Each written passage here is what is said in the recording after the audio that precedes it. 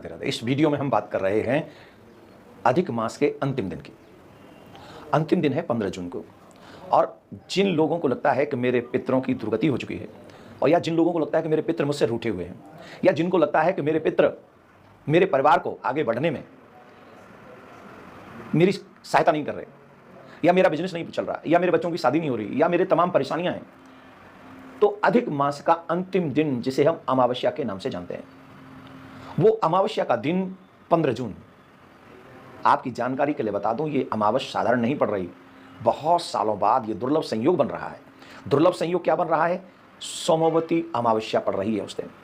अमावस्या और सोमवती अमावस्या का दुर्लभ जो पल है वो हमको प्राप्त हो रहा है। हम सभी के लिए ये एक शुभ अवसर है कि हम सोमवती अमावस्या के दिन अपने पितरों को पूर्णतः प्रसन्न करने का प्रयास करें। तो आप पूछेंगे कि उन्हें प्रसन्न कैसे किया जा सकता है, तो मैं आपको बताता हूं।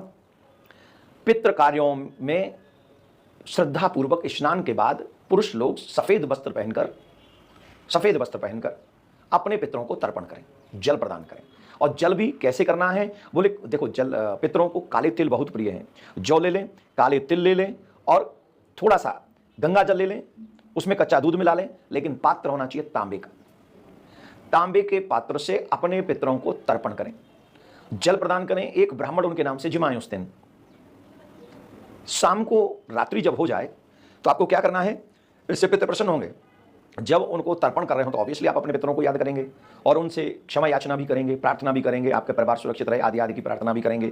उसके बाद अमावस्या की संध्या पर पीपल के वृक्ष के पास जाकर दीपक जलाना अत्यंत शुभ बताया गया है। इसके साथ सफेद रंग की मिठाई या खीर जैसा भोग लगाकर उन पितरों के निमित्त बनाएं और निकालें। एक ब्राह्मण को जो आप बुलाएं, भोजन कराएं, तो उन्हें सफेद मिठाई अवश्य खिलाएं, खीर अवश्य खिलाएं, और खीर खिलाकर तब उनको अपने पितरों के प्रसन्न होने का आशीर्वाद भी उनसे प्राप्त करें। ये चीजें कुछ विशेष तौर पर तिल के तेल से, शाम को जब संध्या हो रही हो तो तिल के तेल से दीपक जलाएं और दक्षिण दिशा की तरफ उसकी बाती करें। फिर एक मिट्टी का बर्तन लाएं या तांबे का ही बर्तन ले लें, और वो तांबे का बर्तन हल्का सा ऊपर से ढक दें और पूरा भर दें रात्रि में उन्हीं के नाम से कि इसको आप स्वीकार करें, आप ही के लिए है। इस कार्य के करने से आपके बिगड़े हुए काम बनना शुरू हो जाएगा। काम में आई हुई बाधाएं समाप्त होने लगेंगी। धन, संतान और शांति, इन सब का प्रारंभिकरण हो जाएगा अगर आप श्रद्धा से ये काम करते हैं तो। एक और कार्य है, नदी के तट पे, तालाब के तट पे, मंदिर में, देवालय में पितरों के नाम से अमावस्या के दिन दीपक जलाना महत्वपूर्ण माना गया है। तो आप सबसे हमारा निवेदन है, अगर आपके पास में कोई नदी है, तालाब है, तो वहां अवश्य जाइए, देवालय है वहां जाइए, लेकिन एक दीपक आप प्रिया कांचू के मंदिर में भी अपने पितरों के नाम से और प्रिया कांचू के नाम से जलाइए। सुख समृद्धि। दीपक का मतलब जानते हैं क्या है? क्या करता है दीपक? दीपक शत्रु बुद्धि विनाशाय दीप ज्योति नमस्तुते। साक्षात नारायण का स्वरूप, प्रकाश स्वरूप है दीपक। उसको नमन करके श्रद्धापूर्वक एक एक दीपक सब जलाएं और अपने पितरों से आपके प्रसन्न होने की प्रार्थना करें। निश्चित आपके पितर आप पे प्रसन्न होंगे। राधे राधे।